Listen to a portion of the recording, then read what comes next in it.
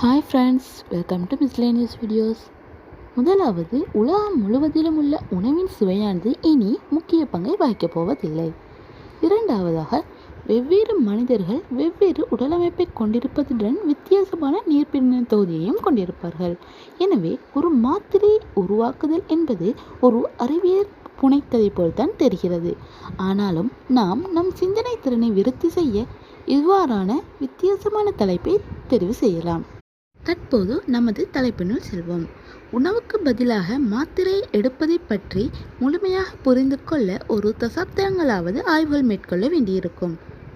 அடுத்து, நம் சமிபாட்டு தொகுதியுள்ள சமிபாட்டுச் சாறு தனக்கு தேவையான ஊட்டச்சத்து மற்றும் தாதுக்களை இலகுவாக பிரித்தெடுத்து கொள்ளும்.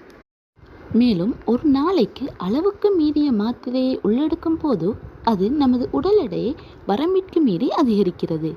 ஆனால் உடல் கட்டளையை பேணிக் கொண்டிருப்பவருக்கு இது மகிழ்ச்சி தரும் செய்தியாக இருக்கும். ஏனெனில் ஒரு குறிப்பிட்ட மாத்திரையில் இத்தனை கலோரி தான் என்று உணரும் போது அவர்களுக்கு தங்கள் தேவையான கலோரியை தாங்களே எடுத்துக்கொள்ள வசதியாக இருக்கும். அடுத்து, உரைப்பான உணவுகளை உண்றதாலே எங்களுக்கு உடம்புல என்னென்ன நிகழ்கிறது என்று நாங்கள் பார்ப்போம்.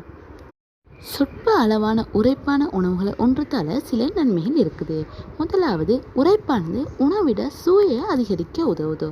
அடுத்தது, உரைப்பின் ஆக்டிவ் கம்போனண்டான கெப்சைசின் பசியை கட்டுப்படுத்துறதாலையும் உடம்பின் அனுசேபத்தை விரைவுபடுத்துறதாலையும் உடல் எடையை கட்டுப்பாட்டிற்குள் வைக்கும். உரைப்பான உணவை உண்ட பின் அது நமது வயிற்றை நிரம்பியது போல் உணர வைக்கும். இதனால் அளவுக்கு அதிகமாக உணவு உள்ளெடுப்பதை நாங்கள் குறைக்கிறோம். கெப்சைசின் ஆனது ஆன்டி இன்ஃப்ளமேட்டரி மற்றும் ஆன்டி மைக்ரோபியல் எஃபெக்டை கொண்டிருக்கிறதால இது நமது உடலுக்கு பாதுகாப்பாக அமையுது. அடுத்து, அதிக உரைப்பை உள்ளெடுக்கிறதன் பிரதிகூலம் என்னென்று பார்ப்போம். இது டேஸ்ட் பட்ஸ் எனப்படும் சுவை அரும்புகளின் உணர்திறனை குறைத்து விடுகிறது. அதிக உரைப்பு அசிட் ரிஃப்ளெக்ஸை உண்டு பண்ணும். அதாவது உரைப்பானது இறப்பையில் உள்ள எச்சியல் அமிலத்துடன் மிக்ஸ் ஆகிறதால அது நமது கலத்தின் ஆவணையை அரிப்புக்குள்ளாக்குது. அடுத்து, உரைப்பானது குடலை இரிட்டேட் பண்ணுறதால இது வயிற்றோட்டத்தை உண்டு பண்ணும். இறுதியில் இது ஹார்ட்பர்ன் மற்றும் ஸ்டொமக் அல்சரை ஏற்படுத்துது. ஸோ வீடியோ பிடிச்சிருந்தால் லைக் பண்ணுங்கள், கமெண்ட் பண்ணுங்கள், ஃப்ரெண்ட்ஸ் கூட ஷேர் பண்ணுங்கள். இன்னும் ஒரு வீடியோவோட உங்களை சந்திக்கிறேன். Bye friends.